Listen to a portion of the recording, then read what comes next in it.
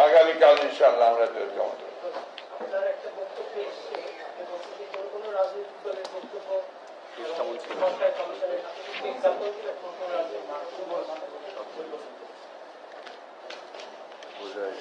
এটা তো আপনাদের মনে সাংবাদিক হিসাবে আপনারা অনেকগুলো জিনিস বুঝতে পারছেন। তাদের প্রস্তাবগুলো তো যেটা তারা কমিশন যে প্রস্তাবগুলো করেছে সংস্করণ, এগুলো তো অনেকগুলো মিডিয়াতে চলেই এসেছে। দেখবেন যে তাদের প্রস্তাবের সঙ্গে আপনার ওই রাজনৈতিক দলগুলোর বা ব্যক্তিগুলোর প্রস্তাব অনেকটাই আপনার একই রকম আসছে।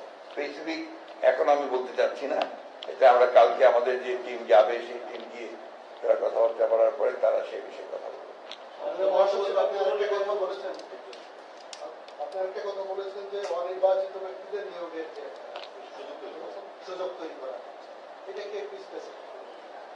এটা হচ্ছে বলেন যে সমস্ত কমিশনগুলোর প্রস্তাব করা হয়েছে এবং ন্যাশনাল কনস্টিটিউশনাল কাউন্সিল নামে এনসিসি নামে একটা ফ্রেমের প্রস্তাব করা হয়েছে, সেটার গঠন প্রক্রিয়া এবং কার্য পরিধি যেগুলো বর্ণনা করা হয়েছে তাতে সমস্ত স্তরে স্তরে দেখা যায় অনির্বাচিত বিভিন্ন ব্যক্তিরা এই সমস্ত কর্মকাণ্ড পরিচালনা করবেন এবং সাংবিধানিকভাবে তাদেরকে ক্ষমতায়ন করার প্রস্তাব করা হয়েছে।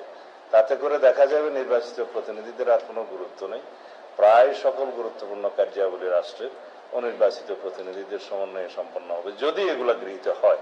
তবে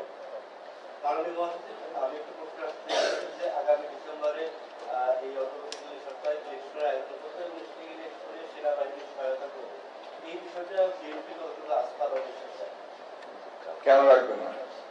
সবকিছুর উপর আস্থা আছে। নির্বাচনের ব্যাপারে এর আগেও আপনার সেনাবাহিনী সহযোগিতা করেছে, এখনো করবে, সেটাই তো স্বাভাবিক।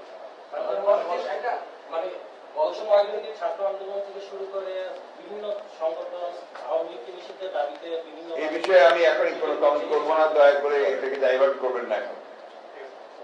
Thank you. পরবর্তী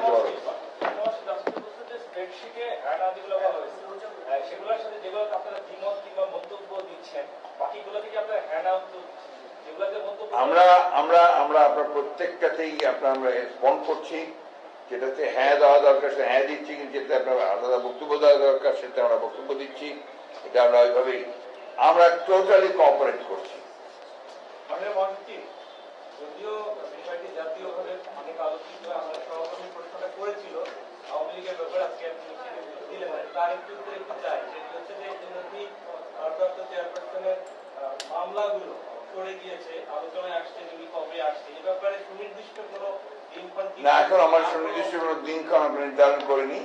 আমাদের যখন আমাদের মনে হবে যে উপযুক্ত সময়, সেই সময় তিনি আসবেন।